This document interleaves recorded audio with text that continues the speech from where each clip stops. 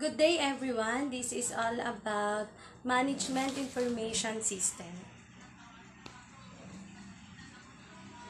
Good day Mr. Jeffrey Raguro, our professor in Management Information System. I am Rosel Salditas from HMS 1D.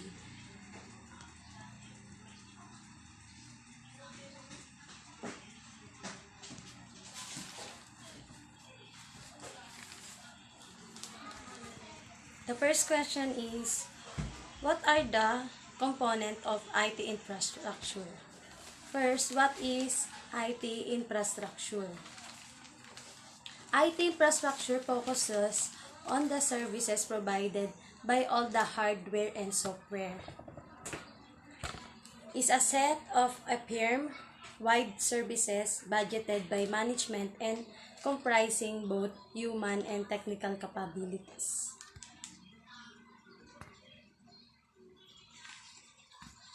Pero ano nga ba yung mga components ng IT infrastructure?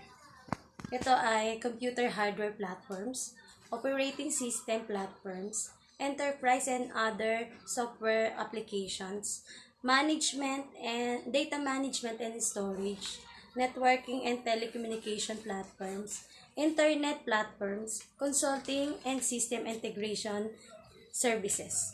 The first is computer hardware platforms. It includes client machines and server machines, as well as modern mainframes produced by IBM. Blade servers are ultra-thin servers intended for a single dedicated applications and are mounted in space-saving racks. Yun yung mainframes, kung malalaman nyo, yun yung pinakamalaking lagayan ng mga data. Operating system platforms include platforms for client computers dominated by Windows operating system and servers, dominated by the various firms of the Unix operating system of Linux. Operating systems are software that manage the resources and activities of the computer and act as an interface for the user. The number 2 is enterprise and other software applications include SAP. Include SAP, Oracle, and PeopleSoft and middleware software that are used to link a firm's existing application system. The number 4 is data management and storage. Is handled by database management software and storage devices include traditional storage methods such as disk arrays and tape libraries and newer network-based storage technologies such as storage area networks, which is SANs. SANs are connect multiple storage devices on dedicated high-speed network. And the number 5 is networking and telecommunication platforms. It includes Windows Server Operating System, Nobel, Xerox, and Unix. Nearly all LAN and many wide area network, which is WANs. Use the TCP and IP standards for networking. The number 6 is internet platforms overlap with must relate to the firms. General networking, infrastructure, and hardware and software platforms. Internet-related infrastructure includes the hardware, software, and services to maintain corporate websites, intranets, and extranets, including web hosting services and software application development tools. A web hosting service maintains a large web server or series of servers and provides paying subscribers with space to maintain their websites. And the lastly is consulting and system integration services. Consulting and system integration services are relied on for integrating a firm's legacy system with new technology and infrastructure and providing expertise in implementing new infrastructure along with relevant changes in business processes. Training and software integration.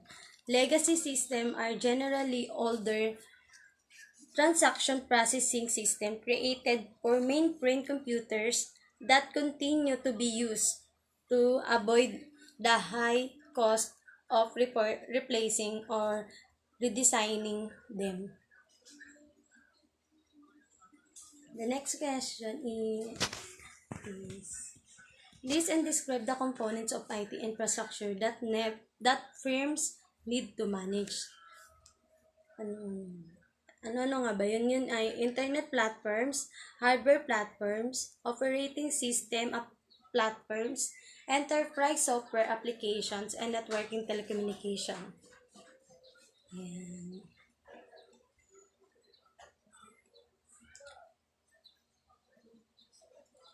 Ayan. Yun yung mga components ng IT infrastructures na kailangan ng isang firms. Internet platforms like Apache, Microsoft, Net, Unix, and computer. The hardware platforms which is Dell, IBM, Sun, HP, and Apple. Operating system platforms are Microsoft, Windows, Unix, and Linux. Enterprise software application which is including middleware, SAP, Oracle, PeopleSoft. Networking telecommunication which is Microsoft, Windows Server, and Linux, and Novel. Yun yung mga kailangan ng isang firms. What are the current trends in computer hardware? Contemporary hardware.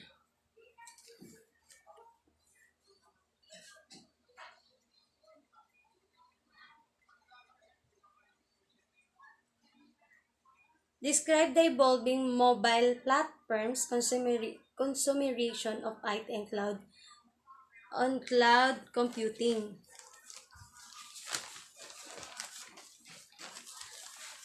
Yan. Mobile platforms, which is more and more business computing is made from PCs and desktop machines to mobile devices like cell phones and smartphones. Yung mga mobile platforms. Yan. Data transmissions, web surfing, email and instant messaging, digital content displays, and data exchanges with internal corporate systems are all available through a mobile digital platforms. Netbooks, small, low-cost, lightweight sub-notebooks that are optimized for wireless communication and internet access are included. The next is cloud computing. On-demand computing services obtained over network. Cloud can be public or private. Allows companies to minimize IT investments, throwbacks concerns of security and reliability.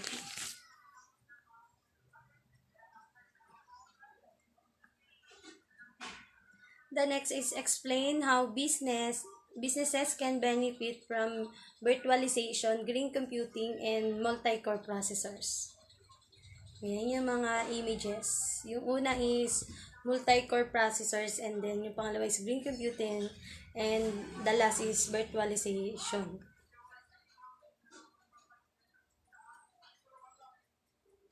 Benefits of multi-core processors.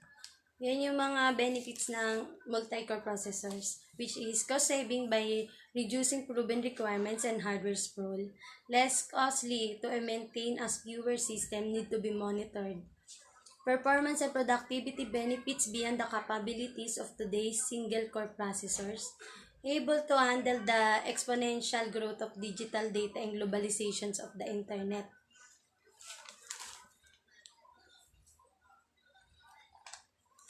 And then, able to meet the demands of sophisticated software applications under development, run applications more efficiently than single-core processors, given users the ability to keep working even while running the most processors-intensive tasks in the background.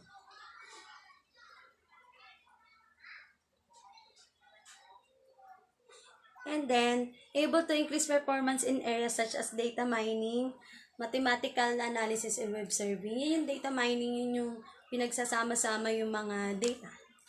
Which is mas maganda yung multi-core processors kasi isa lang siya na gamit pero pangkalahatan na.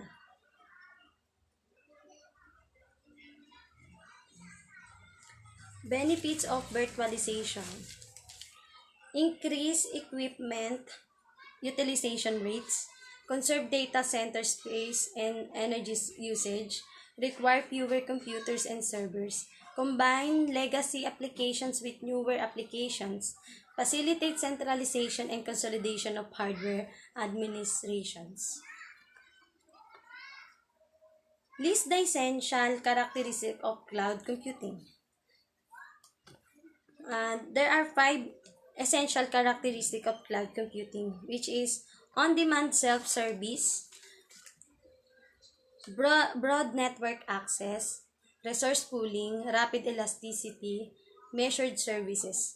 Sa una is on-demand self-service, which is a consumer can unilaterally provision computing capabilities such as a server, time, and network storage as needed automatically without requiring human interactions with each service provider. Broad network access. Capabilities are available over the network and access through standard mechanisms that promote use by heterogeneous thin or thick client platforms. Example nito is yung mga mobile phones, tablets, laptops, and workstations. Resource pooling. The provider's computing resources are pooled to serve multiple consumers using a multi-tenant model with the different physical and virtual resources dynamically assigned and reassigned according to consumer demand. There is a sense of location independence in that the customer generally has no control or knowledge over the exact location of the provided resources but may be able to specify location at a higher level of abstraction. Example nito is yung mga country state or the data center. And also resources include storage, processing, memory, and the network bandwidth. Rapid elasticity. Capabilities can be elastically provisioned and released, in some cases automatically, to scale rapidly outward and inward consumeration with demand to the consumer. The capabilities available are provisioning often appear to be unlimited and can be appropriated in any quantity at any time. And the last is measured service. Cloud system automatically control and optimize resource used by leveraging a metering capability at some level of abstraction appropriate to the type of service. Ang example is storage, processing bandwidth, and active user account. Resource usage can be monitored, controlled, and reported, providing transparency of the provider and a consumer.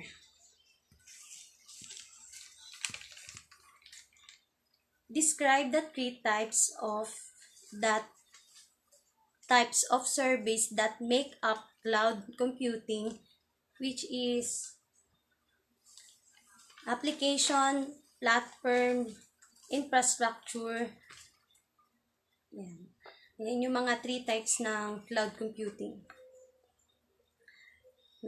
Cloud services, there are three main service models of cloud computing. Infrastructure as a service, yan yung pinakauna. And then platform as a service, and then the software as a service.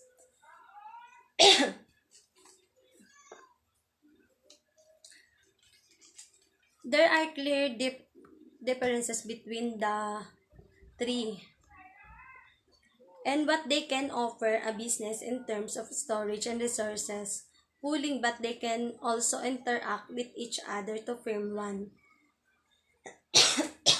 comprehensive model of cloud computing.